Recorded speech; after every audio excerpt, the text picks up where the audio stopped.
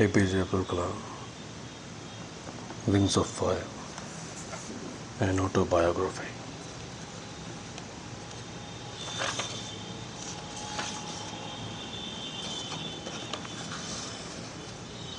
To the memory of my parents, my mother. Sea waves, golden sand, pilgrims, faith. Rameswaram Mosque Street, all merge into one. My mother. You come to me like heavens carrying arms. I remember the war days when life was challenge and toil. Miles to walk, hours before sunrise. Walking to take lessons from the saintly teacher near the temple. Again miles to the Arab teaching school. Climb sandy hills to railway station road. Collect, distribute newspaper to temple city citizens. Few hours after sunrise, going to school. Evening, business time before study at night. All this pain of a young boy. My mother, you transformed into pious strength, with kneeling and bowing 5 times. For the grace of Almighty only, my mother. Your strong pity is your children's strength. You always shared your best with whoever needed the most. You always gave and gave with faith in Him. I still remember the day when I was 10, sleeping on your lap to the envy of my elder brother and sister. It was full moon night. My world only you knew. My mother, my mother. When, at midnight, I woke with tears falling on my knee, you knew the pain of your child, my mother. Your caring hands, tenderly removing the pain, your love, your care, your faith gave me strength to face the world without fear, and with His strength, we will meet again on the great judgment day, my mother.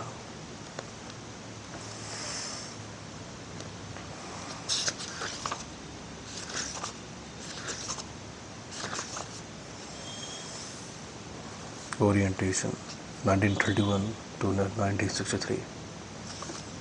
This earth is His. To Him belong those vast and boundless skies. Both seas within Him rest, and yet in that small pool He lies. Atharva Veda, Book 4, Hymen 16.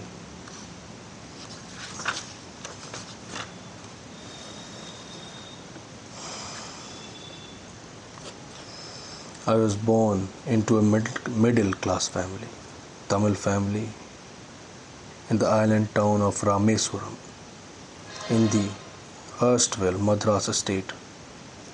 My father, Janulabuddin, had neither much formal education nor much wealth. Despite these disadvantages, he possessed great innate wisdom and true generosity of spirit.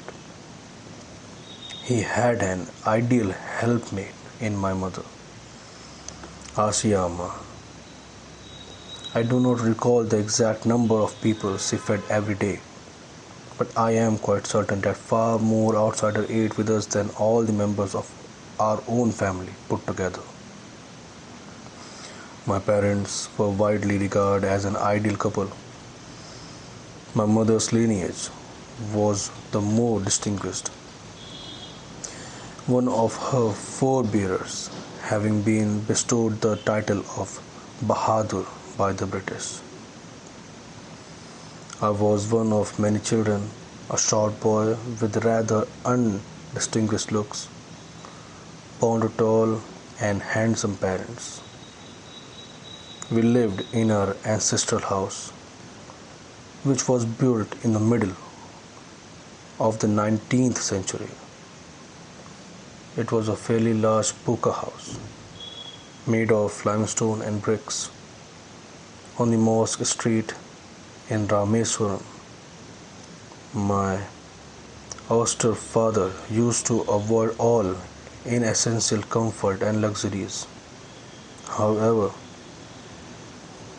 all necessities were provided for in terms of food.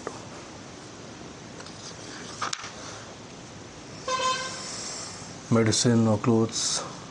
In fact, I would say mine was a very secure childhood, both materially and emotionally. I normally ate with my mother sitting on the floor of the kitchen.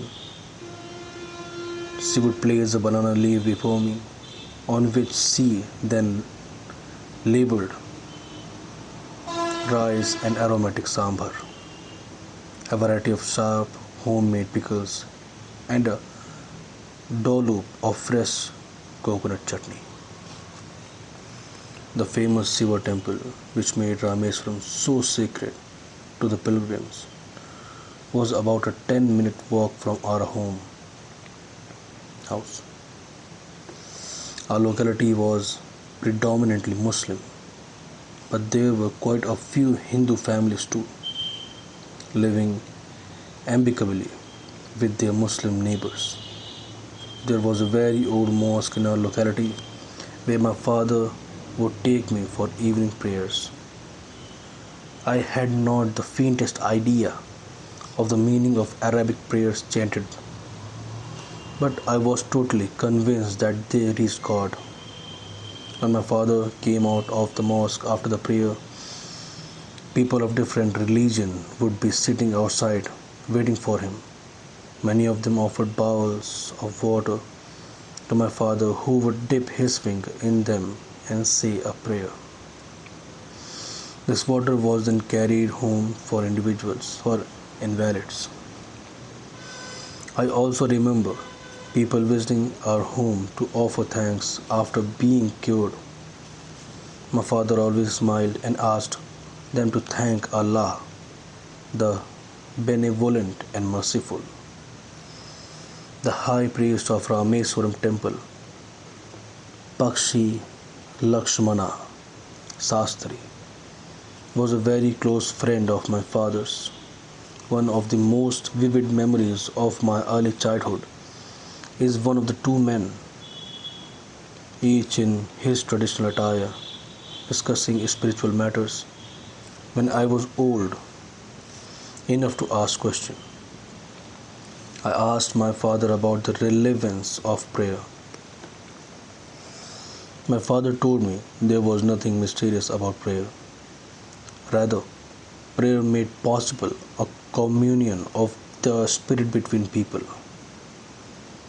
When you pray, he said, you transcend your body and become a part of the cosmos, which knows no division of wealth, age, caste, or greed.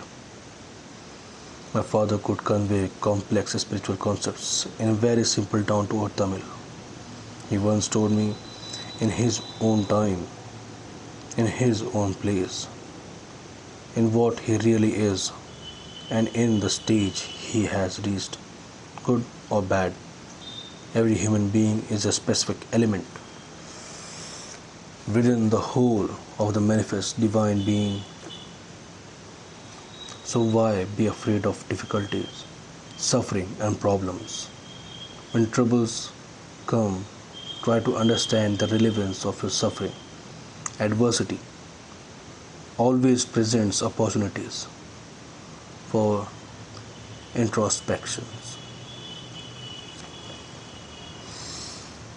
Why don't you say this to the people who came to you for help and advice? I asked my father.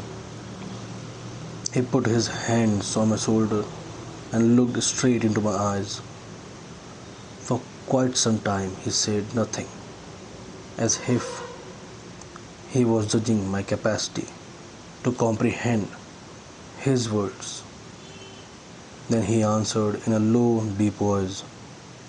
His answer filled me with a strange energy and enthusiasm. Whenever human being finds themselves alone, as a natural reaction, they start looking for company. Whenever they are in trouble, they look for someone to help them. Whenever they reach an impasse, they look to someone to show them the way out. Every recurrent anguish, longing, and desire finds its own special helper. For the people who come to me in distress, I am but a go-between in their effort to propitiate demonic forces with prayers and offerings. This is not a correct approach at all and should never be followed. One must understand the difference between a fear-ridden vision of destiny and the vision that enables us to seek the enemy of fulfillment within ourselves.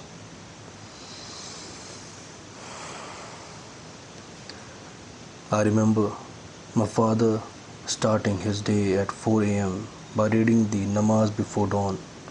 After the namaz, he used to walk down to a small coconut grove we owned, about 4 miles from our home. He would return with about a dozen coconuts tied together thrown over his shoulder, and only then would he have his breakfast. This remained his routine even when he was in his late 60s. I have throughout my life tried to emulate my father in my own world of science and technology. I have endeavored to understand the fundamental truth revealed to me by my father, and feel convinced that there exists a divine power that can lift one up from confusion, misery, melancholy, and failure, and guide one to one's true place. And once an individual severs his emotional and physical bondage, he is on the road of freedom, happiness, and peace of mind.